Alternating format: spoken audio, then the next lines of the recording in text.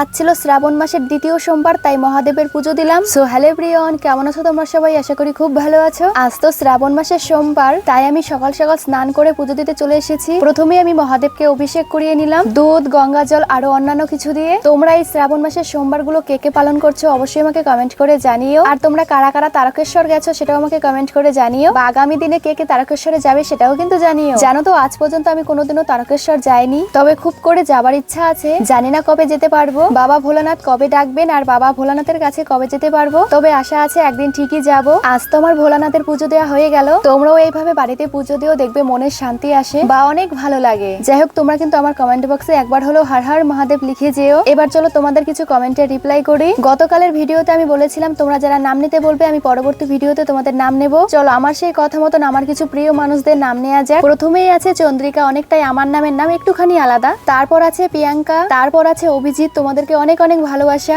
এছাড়াও আরো যারা অন্যান্য কমেন্ট করেছো চলো সেগুলোরও রিপ্লাই করি। একজন লিখেছে তোমার ভিডিও দেখতে অনেক ভালো লাগে, তোমাকে বলছি অনেক অনেক ধন্যবাদ, এইভাবেই আমার পাশে থেকো। তারপর একজন লিখেছে তোমার সব ভিডিও মিলিয়ন মিলিয়ন ভিউজ হবে, তোমাকে মন থেকে ভালোবাসা আর মন থেকে ধন্যবাদ, তুমি আমার জন্য এতটা চেয়েছো। আমার মিলিয়ন মিলিয়ন চাই না, একটুখানি হলেই হলো, আমি সামান্যতেই যথেষ্ট খুশি হই। আমি তো সহজে একটা কিছু জিনিস চেয়েও পাই না, তাই সামান্য একটু কিছু পেলেই আমি যথেষ্ট খুশি হই। তবে হ্যাঁ, তোমাদের ভালোবাসা একদিন মিলিয়ন মিলিয়ন ভিউজ ঠিকই হবে, এইটুকু মনোবল নিয়েই এখনো পর্যন্ত ভিডিও করে যাচ্ছি। তো ভিডিওটা কেমন লাগলো জানিও। দেখা হচ্ছে পরবর্তী কোনো ভিডিওতে, ততক্ষণ যেন টাটা, ভালো থেকো সবাই।